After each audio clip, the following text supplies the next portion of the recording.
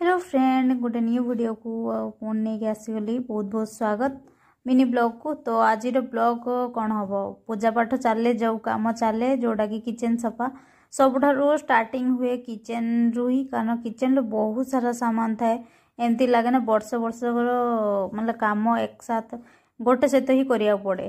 किंतु मु ना गणेश पूजा करे तो से मो घर टे क्लीन थाए, क्लीन थाए। मतलब दिवाली सफाई कौन करी, गणेश पूजा ठार मो सफाई साफ सफाई स्टार्ट हो जाए।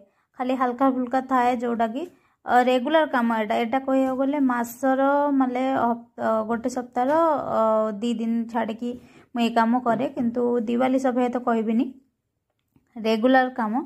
आटा को सबुथर एमती ही सफा साफ सफाई करे।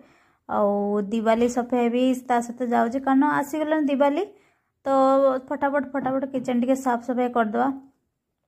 केबेठू भावुची सफा करी कारण एक्चुअली मुझे गणेश पूजार सब सफा सफाई कर देती, सफा सफा कर देती ना, से टिके लेट करी। किंतु करने तो पड़ो। किचन टा बहुत जल्दी गंदा हो जाए, कारण रोषेबास हुए से तेल छिटा बहुत लगे। तो से ना मास मास धरिकी तो रखी हुए ये कम को। मत गोटे सप्ताह 2 सप्ताह पर करिया पड़े, एमती ही करे। जेहेतु दिवाली आसला तो निहाती करिया पड़े, सेमती छाड़िया पड़ो ना। तो मुझे सब डब्बा गुड़ा क्लीन कर देती। जो जो सामान सरी जाए ना, मुझे डब्बा गुड़ा सब धोई दिए। ए डब्बा एते भी गंदा ही थाए नहीं, तो मु गोटे क्लीन कपड़ा नहीं कि डब्बा उपरे सर्फ या साबुन लिक्विड जहाँ भी आप नहीं पारती नहीं कि उदा करके पोछीदेवे, गोटे भल कपड़ा पोछीदे। तो मुझे सेमती करे। ये जो ट्रे गुड़ा देखते ट्रे गुड़ा को भी धोईकी मु सुखे देती। ऊपर जो प्लास्टिक पेपर लगे सेटा को भी पूरा लिक्विड देकी सफा कर देची। एमती सब काम चलची।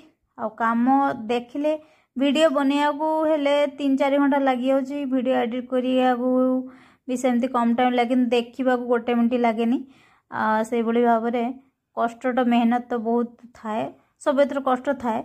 किंतु जो जिनस इजी देखा था इजी थाए ना। आती कम आपण मैंने 3 मिनट देखी सारे देते। ए वीडियोटा मत बनवाइले मतलब सर्ट वीडियो तो टिके कम नहीं, फिर भी काम सहित मोबाइल धरी बनवा बहुत कष्ट हुए। फिर भी काम जारी रही। आठी क्लीन फ्लीन हो गला सब। आठी आसिले तले आज किचन भाविले सब क्लीन करदेवी, कारण गोटे सहित काम कले गोटे सहित ही सरीज। मुझे टिके टिके काम करी आग दिन पुणी रही पुणी मत बस पड़ो। आज कष्ट मस्ट जाओ क्लीन करदेली, सब क्लीन फ्लीन हो गला। किचन क्लीन हो गला। बहुत बड़ काम था किचन।